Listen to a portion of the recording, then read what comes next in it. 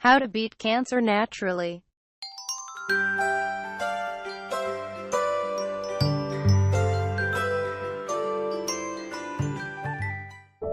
In 1971, President Nixon declared a war on cancer. In the ensuing decades, tens of billions of dollars have been spent on the cause, yet a cure by orthodox means remains elusive. But progress is a myth, and sustaining hope for the development of a safe and effective cancer drug is pointless. It's up to each individual to empower themselves with knowledge of the myriad ways to eradicate cancer without harming the body. Although it's easier to prevent cancer than to reverse it once it has taken hold, it is nevertheless reversible with holistic therapies that address imbalances of the body, mind and spirit. A comprehensive approach to healing cancer includes at least the following 8 factors. 1. Proper nutrition and clean water. 2. Detoxification. 3. Immune building. 4. Oxygen therapy. 5. Natural chemotherapies. 6. Lifestyle changes, adequate sleep, sunlight and exercise. 7. A positive attitude. 8. Spiritual cleansing.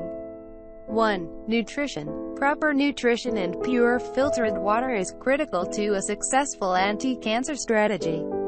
Diet alone can make or break the effectiveness of any cancer treatment and is therefore the most important strategic point.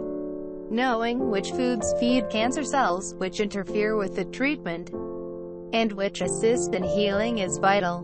Refined sugar feeds and strengthens cancer cells and should be the first substance to be eliminated.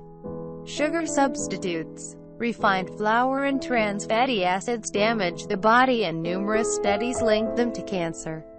Dairy and all mucus-forming foods should also be avoided. Processed foods, carbonated beverages, coffee, alcohol, chlorine and fluoride fall into the category of foods and substances that interfere with healing and may fuel the cancer's growth. Conversely, a diet of nutrient-rich foods will enhance all levels of the healing process. All plant foods contain nutrients that aid healing. Herbs, fruits and vegetables have properties that protect against and inhibit the proliferation of cancer while strengthening, cleansing and repairing the body. These include green leafy vegetables, cruciferous vegetables, broccoli, cauliflower, cabbage, etc., sea vegetables, fruits, especially berries and dark grapes with seeds and skins, garlic, ginger, turmeric and green tea, among many others. A diet containing an abundance of organic plant foods provides layers of nutritional protection. Concentrated fats from flax oil and olive oil may be used unheated, while coconut oil can be used for cooking. Although these healthy oils as well as fats from whole foods such as avocados, nuts and seeds provide the essential fatty acids necessary for oxygenation of cells, they should nevertheless be kept to a minimum, approximately 15% of diet, since fat slows digestion and in large quantities may accelerate tumor growth. Once the cancer is stabilized, this restriction may be relaxed. Animal protein should be eliminated if possible. However, we are all of different constitutions, so for those who must consume flesh, it should be restricted to small amounts of organic, pasture-fed beef or poultry, and wild-caught fish.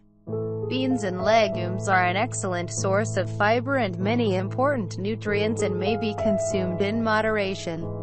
While whole grains also contain fiber and nutrients, there is disagreement among experts as to their place in a healing diet, due in part to their sugar and gluten content, and the digestive load they place on the body already burdened by cancer. They should be eliminated or restricted to gluten-free varieties, at least until the condition is stable. Likewise, natural sweeteners such as honey and maple syrup should also be restricted while cancer remains active. The herb stevia is a safe sweetener. The cancer survivor should aim for a diet that is at least 80% raw. This will ensure an alkaline environment as well as an ample supply of enzymes for healing processes.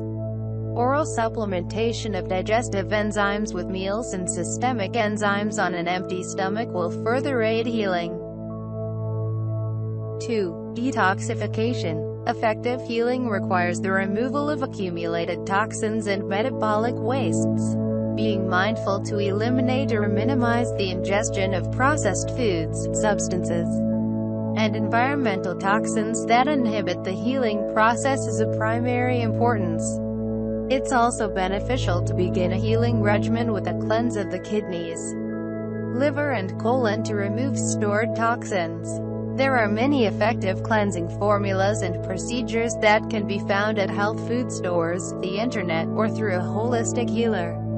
In addition to consciously avoiding toxic exposure and cleansing the organs of elimination, there are various therapies and practices that will help purify the body. Some include daily stretching to release acids from tissues, rebounding on a mini trampoline to move lymph fluid, flush waste, and increase the number and activity of white blood cells, perspiring in a sauna to purge toxins through the skin, juicing to alkalize and cleanse tissues, and castor oil packs to enhance circulation, stimulate the immune system and aid in detoxification. Toxic buildup can also be released through fasting, which helps to heal and rejuvenate the body. The practice of coffee enemas should also be considered since it prevents the reabsorption of toxins, cleanses the blood and liver, and counteracts the symptoms of a potential healing crisis. To be clear on how to proceed with a fast or enema, it may be necessary to speak with a healthcare professional. 3. Immune building. The immune system is our body's natural defense against harmful substances and abnormal cell development. Any cell within the body can mutate in response to negative stressors, but a healthy immune system will stop its growth and defend against an uncontrollable malignancy. There are various groups of white blood cells that possess an innate intelligence for healing. Their functions include identifying, attacking, destroying and finally removing abnormal cells through the body's lymph system and organs of elimination. Strategies to strengthen and build these natural defenses to prevent or treat cancer include a diet rich in nutrient-dense foods and supplementation. Chlorella, mushroom extracts, aloe vera, and milk thistle are just a few of the many supplements that strengthen the body's natural defenses. 4. Oxygen. The more toxic the body, the less oxygen is delivered to cells. Oxygen starvation at the cellular level leads to disease. In fact, it's an undisputed fact that cancer cells cease to grow when blood and tissues are sufficiently oxygenated.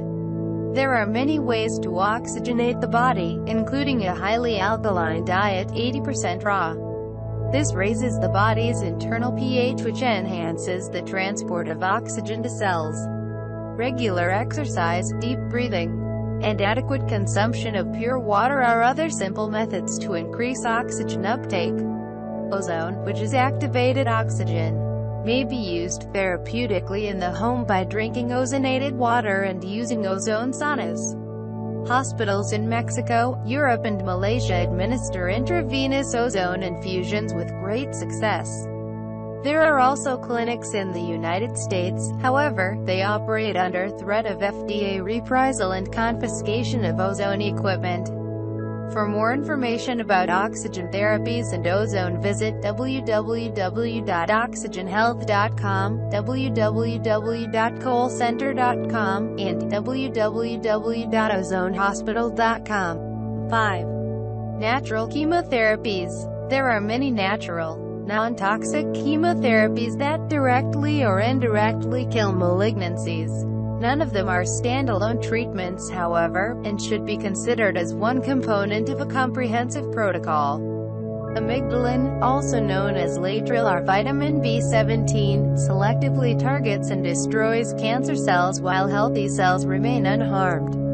The substance is naturally occurring in many plant foods, including apple seeds, bitter almonds and apricot pits, and may also be obtained through oral supplements or administered intravenously. 4 decades worth of clinical evidence and case studies attest to its efficacy. Supplements may be found online, and many hospitals in Mexico and Europe administer intravenous laetrile. However, The FDA has deemed this therapy illegal in the States. Other treatments that indirectly kill cancer cells include shark liver oil, shark cartilage and melatonin, all of which cut off the blood supply to tumors. 6. Lifestyle changes. Deep, restful sleep is an important part of an effective healing strategy. During sleep, our bodies undergo the processes of rebuilding, detoxifying and healing. The liver works during the deepest level of sleep, the delta level, to break down and eliminate carcinogens. Additionally, sleeping in complete darkness contributes to healthy levels of melatonin, a hormone secreted by the pineal gland that promotes restful sleep.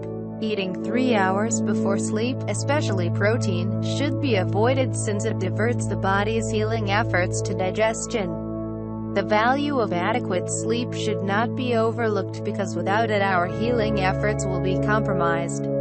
Other lifestyle changes include sunlight exposure and daily exercise. Research links lack of sunlight to certain cancers, and vitamin D from sunlight has been shown to shrink tumors.